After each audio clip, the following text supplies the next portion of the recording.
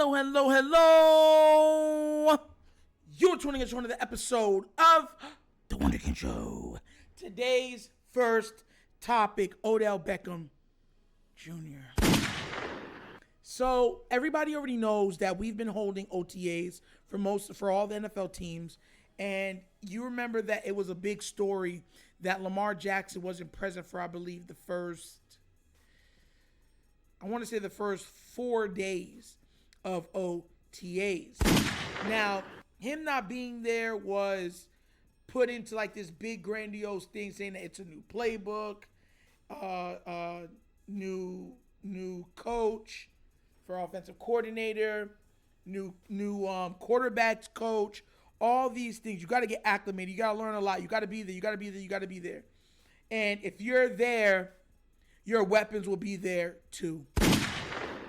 Funny thing is, the biggest acquirement of this offseason that was brought to Baltimore was OBJ, and he is yet to be seen on a practice field for the Baltimore Ravens. Now, I seen this and I was kind of wondering to myself, like, it's not mandatory. He doesn't have to be there. He's working out on his own and stuff like that.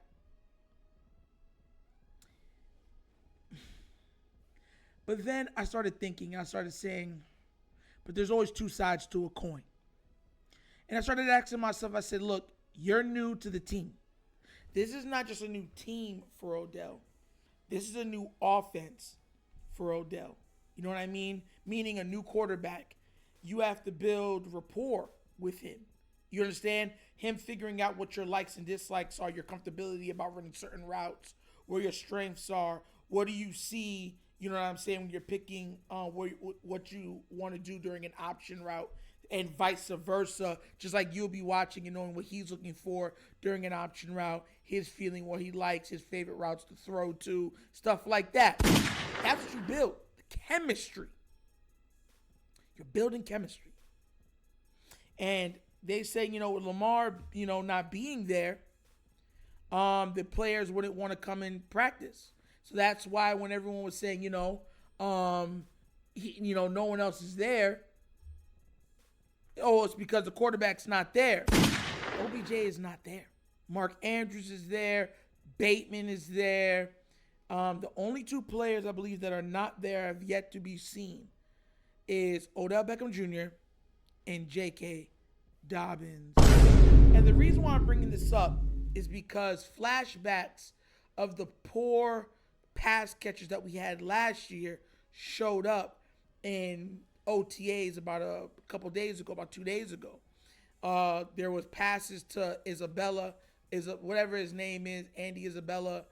I didn't even know he was real. I really thought it was it was just a name that they were saying is part of the Ravens, but he really wasn't there. You know what I mean? But there were passes to him that were dropped. Routes that weren't run right by multiple guys. They've said that Zay Flowers has been amazing, but outside of that, it leaves a lot to be wanted from that receiving core. So I know Bateman is getting back into the scheme of things. He's not running at full mass right now. He's at OTAs, but he's going like at half speed. He's not going at full speed right now. I think the other one he was partial participation the last 2 or 3 days, something like that. So correct me if I'm wrong down in the comments, but it was saying how the last time it was partial participation. So it's just a lot to take in, because then you start to wonder, well, okay, you see all these quarterbacks putting in time with their guys, practicing, getting a feel, understanding each other, building that monumental chemistry that is needed, especially when it comes to the offseason, when so many things become off script and the person that's receiving the ball has to be on the same page mentally as the person that's throwing the ball. But then, you know what I'm saying? I'm sitting here thinking about it, and I'm like, man, am I adverse to him not being there? But then I'm like, man, but I wish he was. So I guess I'm kind of on the fence, being like, I wish he was there, but I know he doesn't have to be there.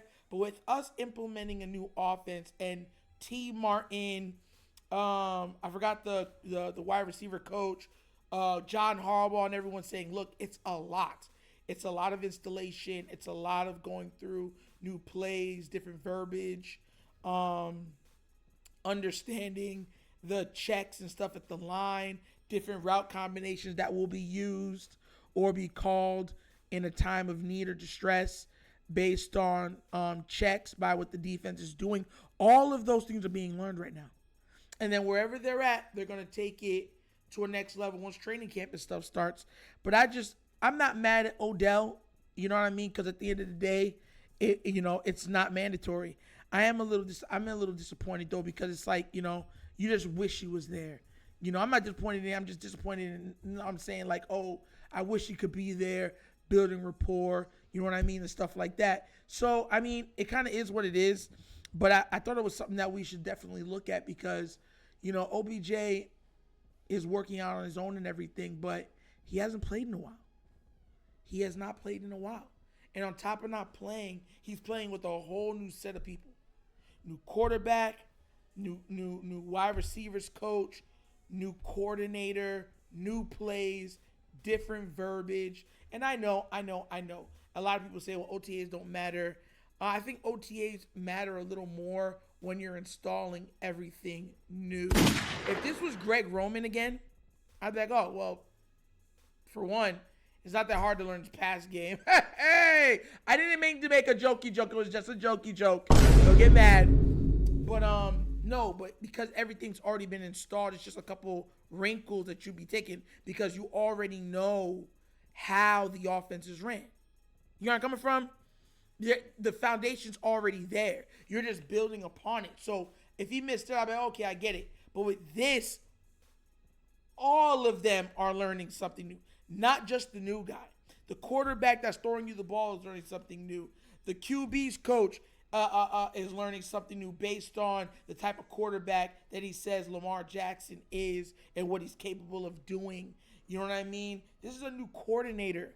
You know what I mean? Building a rapport with the coordinator, him understanding your likes, dislikes, what your strengths and weaknesses are as a player, as a weapon in this offense. I would just wish he was there. But, let me know what you think in the comments. Because, I'm not mad, but it is something that I'm looking at like, man, I really wish he was there.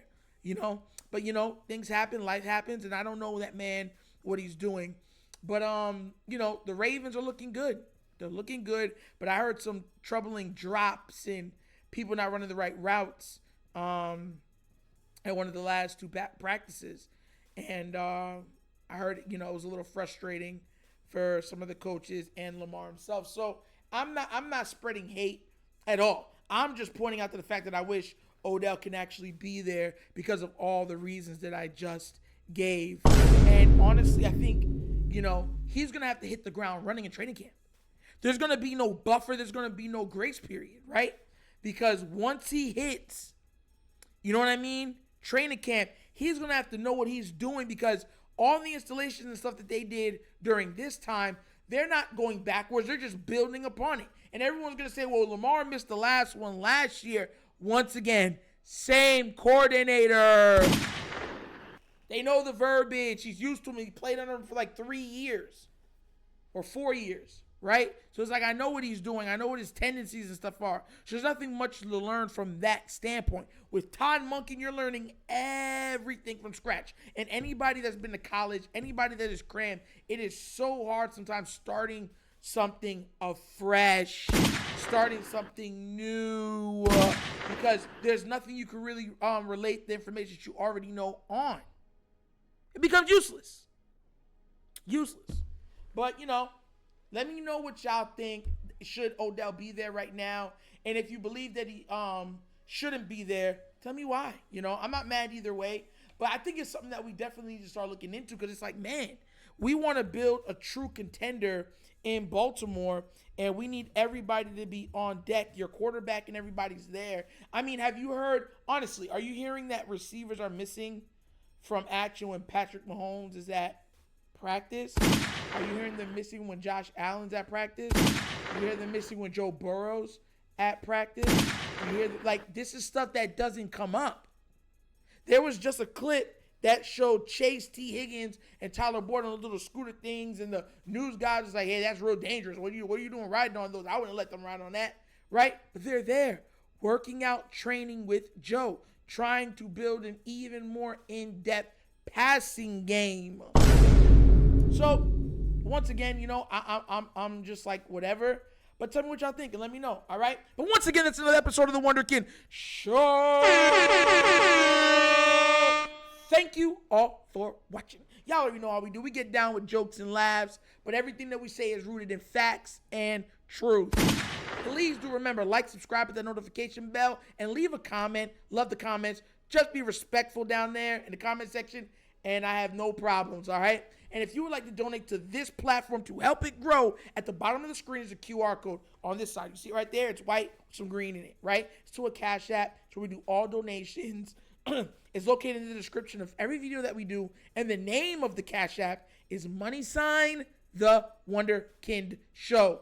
Also, too, if you want more access to this platform, to me, more media stuff, all that stuff, join the Patreon for The Wunderkind Show. That's how you do it. It's so much. There's Patreon. There's Discord. You get access to so many different behind-the-scenes stuff that I believe it's worth it, and it's for $5 a month. So if you want to get more, especially during the regular season, go around have a fantasy football league on top of it. So if you want more access, especially during the regular season, $5 a month, it is yours, and that's how you do it. But once again, this is The Wunderkind Show. This is your host, Nitro, signing off, and as always, you guys know my slogan. Peace, and I am out of here. Yerp.